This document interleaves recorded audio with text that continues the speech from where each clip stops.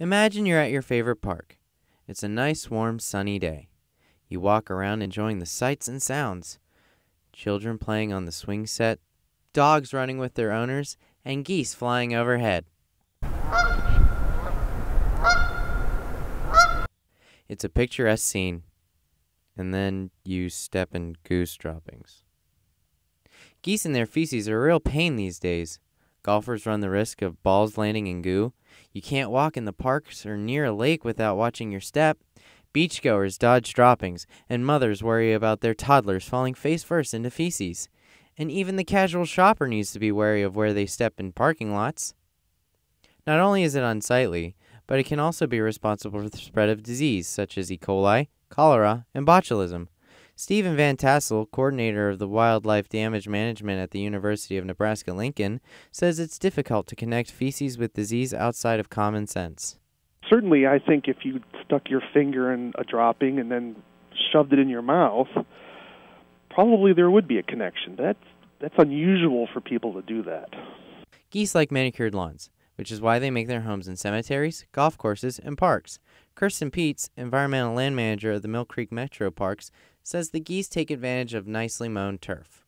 The other big problem that we have to address is the fact that the geese are attracted to the park because it provides the short grass mown right up to the open water that they need or they want. They don't like areas where they feel like predators could hide. So all this open lawn area that we create for the enjoyment of people happens to be beneficial to the geese. The goose population in Ohio has more than quadrupled in the last 50 years. In 1979, the goose population stood at 18,000. Today, the geese number 84,000, and they live in all counties as opposed to 49 and 79. And many geese are resident geese. That is, they don't migrate anymore. They live here year-round.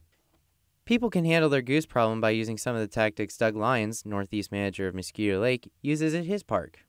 We've done several things. The most successful thing we've done is we have guns. They shoot blanks.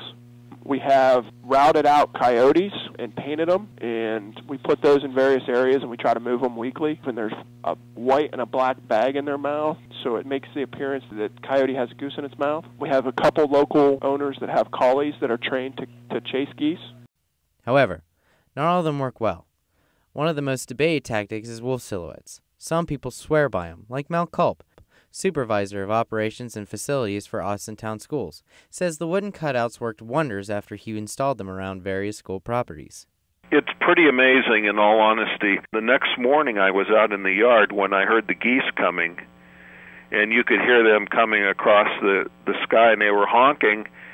They didn't even land. For others, the silhouettes just aren't worth the hassle. Lyons says the geese get used to them far too quickly.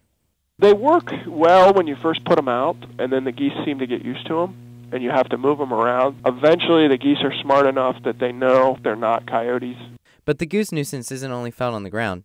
In the film Indiana Jones and the Last Crusade, Sean Connery's character, Henry Jones, has an epiphany. I suddenly remembered my Charlemagne. Let my armies be the rocks and the trees and the birds in the sky. You may remember from that scene, Connery's character scares a flock of birds skyward to down a Nazi warplane. It's the last part of the quote that affects us today. Geese constantly collide with airplanes. In the Mississippi Flyway, there have been 1,299 bird strikes between 1990 and 2010.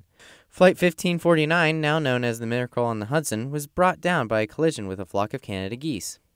Now we know from the Miracle on the Hudson, that's what happens when you lose your engine power. That's Tara Baranowski, district biologist for the U.S. Department of Agriculture and the Animals and Plant Health Inspection Service, says the Ohio Field Station is trying to limit the number of strikes.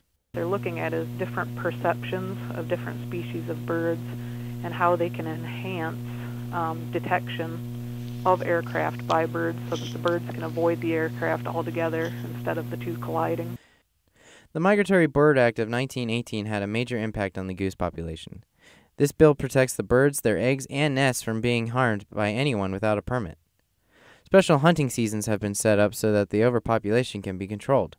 Hunters can go after the pesky birds 2 different times a year, the early season in September and the actual season, which runs from October to January.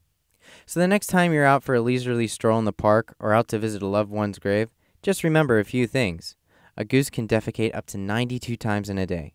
50 geese can produce almost 1.5 tons of feces in a year, and a goose can become aggressive if you don't have bread for them.